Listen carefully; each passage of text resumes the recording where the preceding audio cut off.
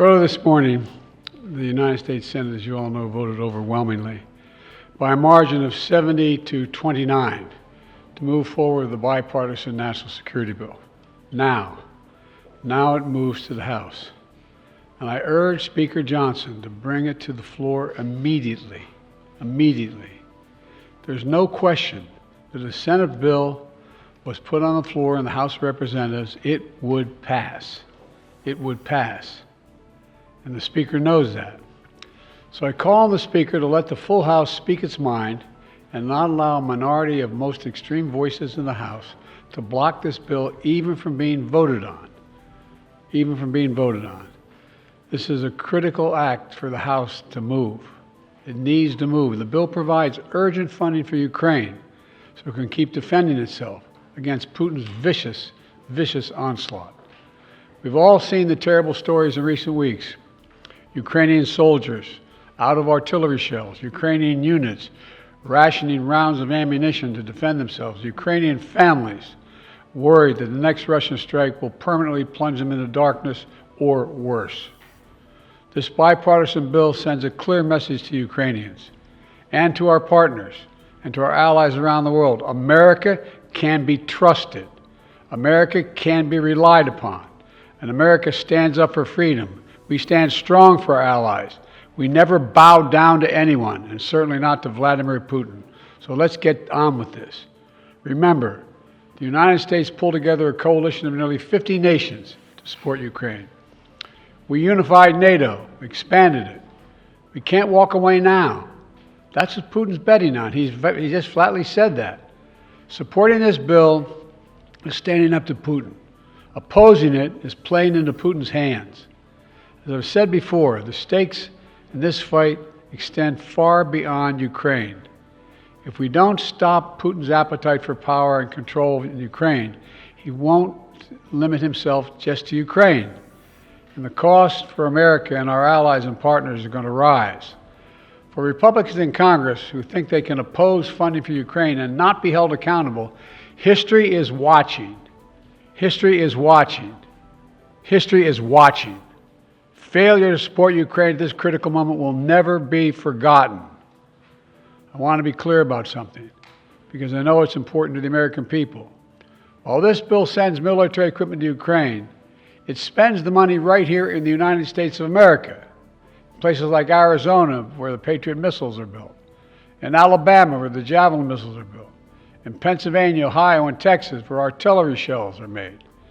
And the way it works is we supply Ukraine with military equipment from our stockpiles, and then we spend our money replenishing those stockpiles so our military has access to them.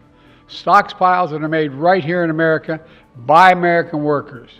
That not only supports American jobs and American communities, it allows us to invest in maintaining and strengthening our own defense manufacturing capacity.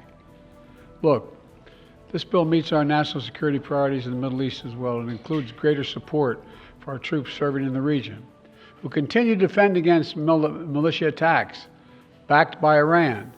It also provides Israel with what it needs to protect its people against a terrorist group like Hamas and Hezbollah and others. And it will provide life-saving humanitarian aid to the Palestinian people, who desperately need food, water, and shelter. They need help. Finally, this bill includes critical funding for our national security priorities in Asia, because even as we focus on the conflicts in Gaza and Ukraine, we must not take our eye off our national security challenges in the Pacific. It's the responsibility of a great nation, and we are a great nation that the rest of the world looks to. And I mean that, the rest of the world looks to us.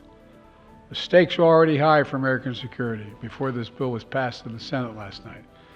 But in recent days, those stakes have risen. And that's because the former president has sent a dangerous and shockingly, frankly, un-American signal to the world. Just a few days ago, Trump gave an invitation to Putin to invade some of our NATO allies. He said if an ally didn't spend enough money on defense, he would encourage Russia to, quote, do whatever the hell they want, end of quote. Can you imagine a former president of the United States saying that? The whole world heard it. The worst thing is he means it. No other president in our history has ever bowed down to a Russian dictator. Well, let me say this as clearly as I can. I never will.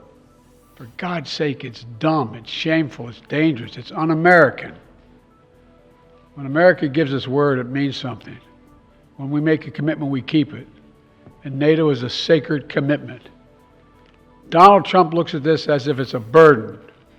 When he looks at NATO, he doesn't see the alliance that protects America and the world. He sees a protection racket. He doesn't understand that NATO is built on the fundamental principles of freedom, security, and national sovereignty. Because for Trump, principles never matter. Everything is transactional. He doesn't understand that the sacred commitment we've given works for us as well. In fact, I would remind Trump and all those who would walk away from NATO, Article 5 has only been invoked once, just once in our NATO history, and it was done to stand with America after we were attacked on 9/11. We should never forget it. You know, our adversaries have long sought to create cracks in the alliance. The greatest hope of all those who wish America harm is for NATO to fall apart. And you can be sure that they all cheered when they heard Donald Trump, when they heard what he said. I know this, I will not walk away. I can't imagine any other president walking away. For as long as I'm president, if Putin attacks a NATO ally, the United States will defend every inch of NATO territory. Let me close with this. You've heard me say this before. Our nation stands at an inflection point in history, where the decisions we make now are going to determine the course of our future for decades to come. This is one of those moments. And I say to the House members, House Republicans, you got to decide. Are you going to stand up for freedom? Or are you going to side with terror and tyranny? You're going to stand with Ukraine? You're going to stand with Putin? Will we stand with America or with Trump? Republicans and Democrats in the Senate came together to send a message of unity to the world. It's time for the House Republicans to do the same thing, to pass this bill immediately, to stand for decency, stand for democracy, to stand up to a so-called leader hell-bent on weakening American security. And I mean it sincerely. History is watching. History is watching.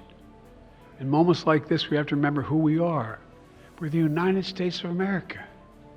The world is looking to us. There's nothing beyond our capacity when we act together. In this case, acting together includes acting with our NATO allies.